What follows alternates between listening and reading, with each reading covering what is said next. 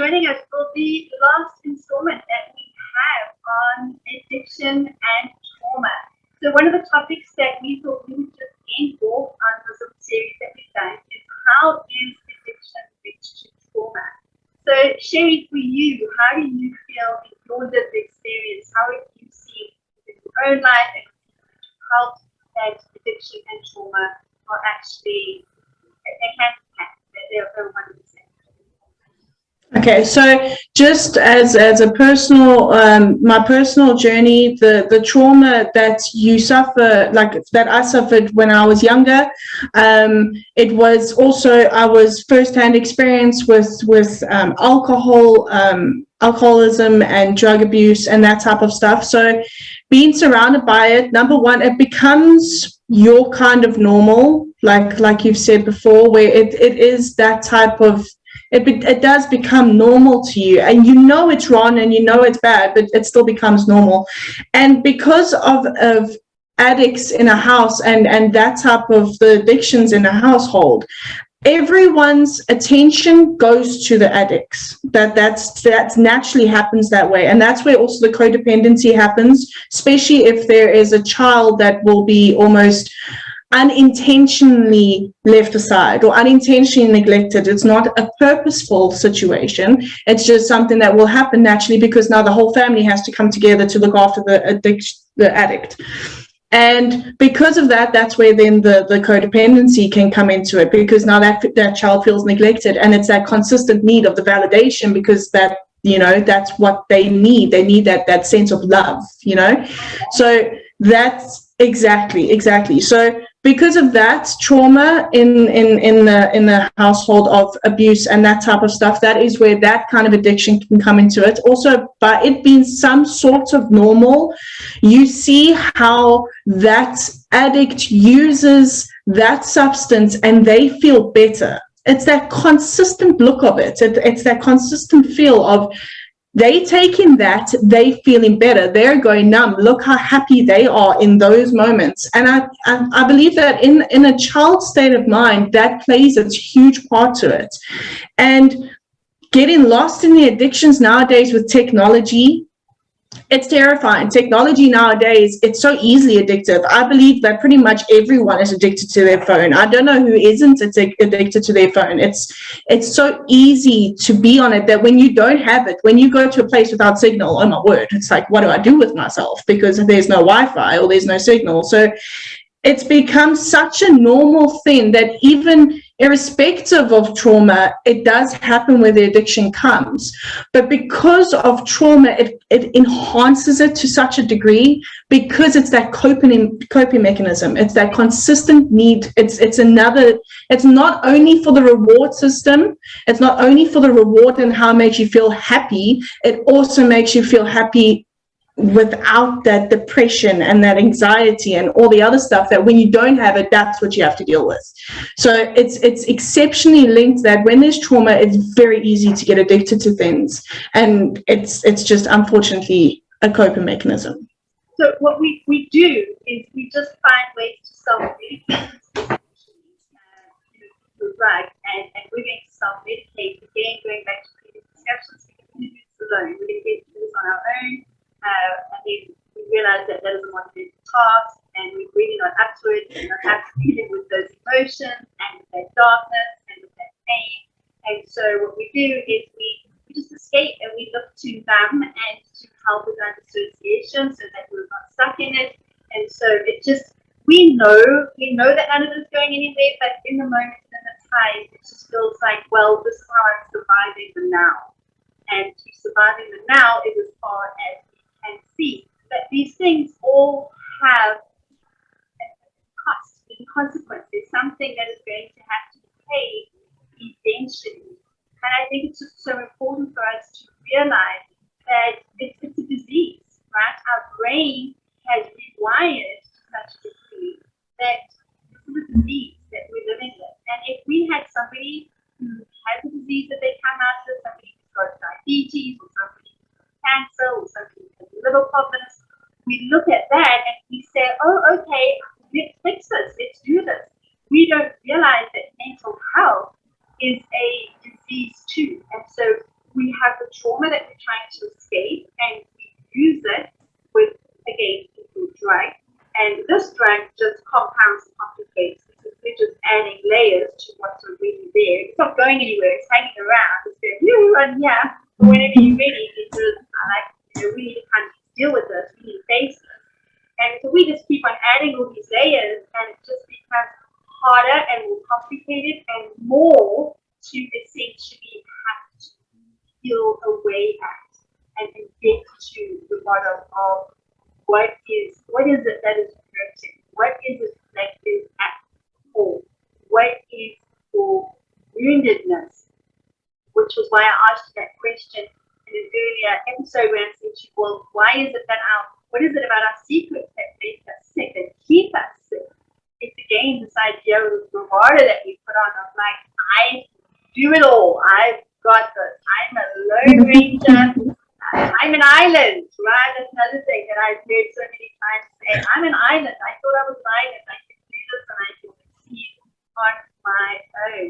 But these traumas that we live with, this dysfunction that we have made our new normal, these things all perpetuate and add to our addiction.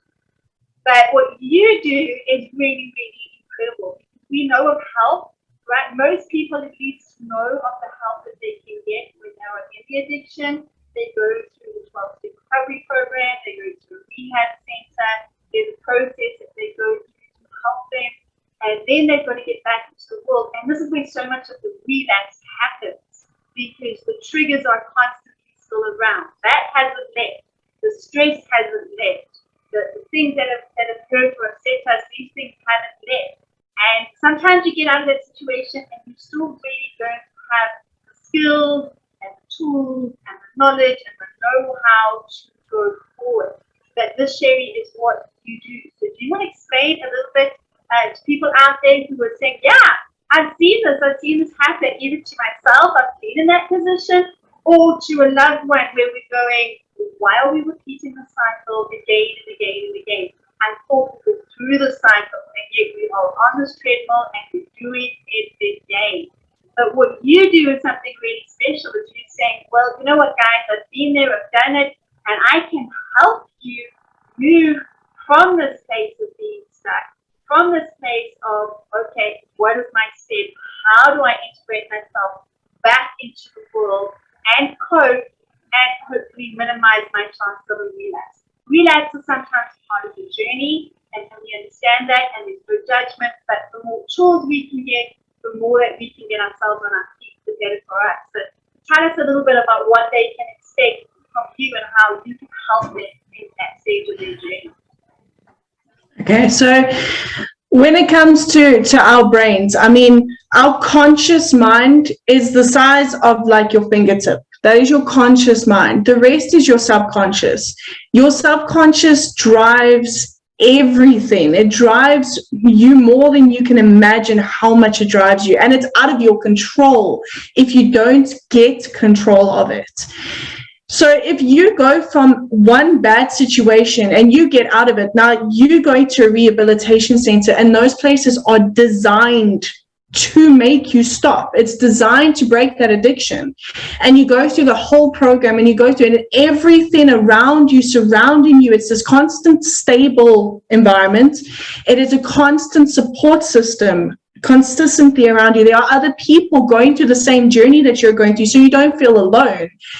But when you come out of that and you go into your own world, that world is where you were addicted. There was a reason you were addicted in that world. There was a reason you needed that kind of instant gratification, and you needed that boost, that consistent help. So if you're going to go from that insanely stable environment and that insanely supportive environment into another environment where you were previously addicted, it will be so easy to fall back into old habits.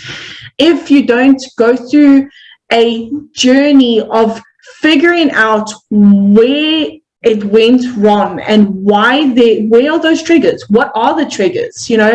So I work with NLP, so neuro-linguistic programming. So we have the different programs that run through our brain, and that's our subconscious. That works directly with our subconscious. And there's these constant triggers and there's constant things that move through our brain. And you just look at something. I mean, for example, how many of you would go smell something that's like your mom's cooking, and you're like, oh man, that smells amazing, and you get so excited and you get so amazed, like your emotions just take control of you. That's your subconscious doing that. That is an anchor that is in your head, that is your subconscious playing that role for you. So now you go into your own place, you're addicted to porn or you're addicted to alcohol, and now suddenly you're surrounded by it again because you're in everyday life, you're in reality again, you're not in that rehabilitation center anymore where that is non-existent. And automatically your subconscious can be like, I know what that is. I know what that gives me. I want it. So it's to go through the new journey, because you can't go back to your old life. You can't, because if you go back to your old life, you are going back to every single trigger that has ever triggered you, and it's going to pull you back in like it's absolutely nothing. And you will be fighting with that tiny little conscious mind. That is what you're going to be fighting with. You're going to fight your entire life with that little bit of willpower that you have with your conscious mind versus your entire subconscious mind. So it's to walk that journey. I will help walk that journey with you, to find the triggers, to battle the triggers, and to get them out of your life and to start fresh as best you can. Find the support structures, find the people in your life that are not enabling you and will allow you to do it again, because you'll have those people that were enabling you to begin with. So it's to just get stronger foundations so that you can move forward better, because the foundations are everything. If your foundations are bad, you're going to fall apart again. So it's just to rebuild and start again and start that new journey and that new life and actually make it work. Yeah, absolutely. And I love what you're saying. You basically saying, old doors don't lead to new ways, right? So we need to change the programming in our brains. We have these neural pathways, and we have a way which is like a super highway. I like to say to my clients, this is like a super highway you've created and you have got in your brain, and it's just so easy to just stick on that highway and just go. Right, that's what you're saying, subconscious. There's no brakes, there's no slow, we just know it, we're on there. And now what we're trying to do through the addiction recovery is we're trying to make a new pathway. But this pathway, it's still so small, it's still so little, right? We're still paving it, we're still getting it going along the lines. And so it's so easy to just kind of slip off that track back onto our autobahn and go back, head first into the crazy again, because that's what we know and that's what we're used to.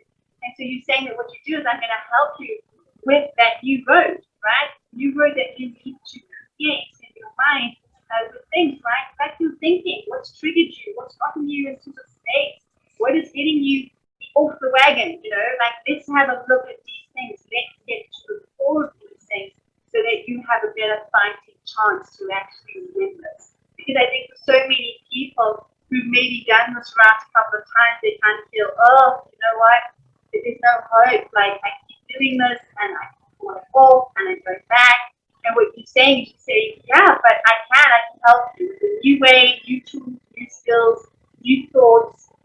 We're going to reprogram you. I love that. I always say to people, you're looking at not a reboot, you're looking at a reprogramming. You want to kind of just put new things in your head and let go of